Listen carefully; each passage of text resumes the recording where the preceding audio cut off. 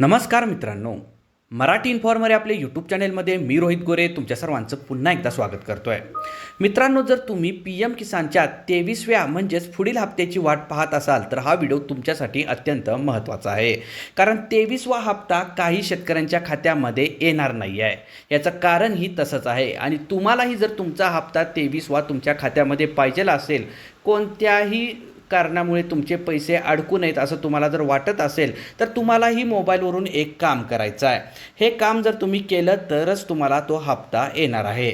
आता हे काम नेमकं काय आहे याची संपूर्ण सविस्तर माहिती आपण आजच्या व्हिडिओमध्ये पाहणार आहोत. तर हा व्हिडिओ शेवटपर्यंत नक्की पहा, म्हणजे तुम्हाला या संदर्भातली सर्व सविस्तर माहिती मिळून जाईल. तर सुरू करू आपण आपल्या व्हिडिओला. मित्रांनो, शासनाच्या नियमानुसार PM किसानचा हप्ता दर 4 महिन्यांनी शेतकऱ्यांच्या खात्यामध्ये जमा केला जातो. केंद्र सरकारकडून पुढील हप्ता वितरित करण्याची तयारी अंतिम टप्प्यात आलेली आहे आणि सूत्रांनुसार जूनच्या शेवटच्या आठवड्यामध्ये DBT प्रणालीद्वारे थेट शेतकऱ्यांच्या खात्यामध्ये हा हप्ता जमा केला जाऊ शकतो. मात्र यावेळी अनेक शेतकऱ्यांचे पैसे बँक खात्यामध्ये येणार नाहीत, कारण त्याची काही कामे अपूर्ण आहेत. होय, शेतकरी बांधवांनो, जर तुम्हाला 2000चा हप्ता पाहिजे असेल तर तुमच्या PM किसान खात्याचे eKYC झालेले असणे बंधनकारक आहे. आता ते कसे तपासायचे, तुमची eKYC पूर्ण आहे का नाही ती कशी तपासायची? तर सर्वप्रथम आपल्याला PM किसानच्या अधिकृत वेबसाईटवर जायचं आहे.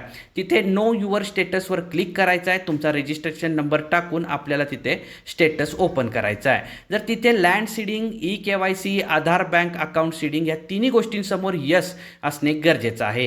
हे जर यस असेल तर तुमची सगळी कामं पूर्ण झालेली आहेत आणि तुम्हाला तो हप्ता मिळून जाईल.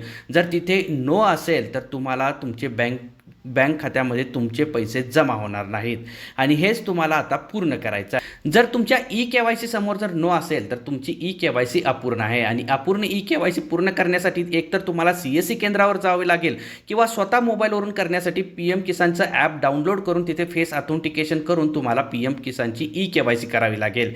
eKYC पूर्ण असेल तर तुम्ही तुमचे बँक खाते आधार कार्डशी लिंक आहे का चेक करा, लँड सीडिंग आहे का चेक करा आणि ह्या 3 गोष्टी जेव्हा पूर्ण होतील तेव्हाच तुमचा PM किसान योजनेचा 23वा हप्ता तुमच्या खात्यामध्ये जमा होणार आहे.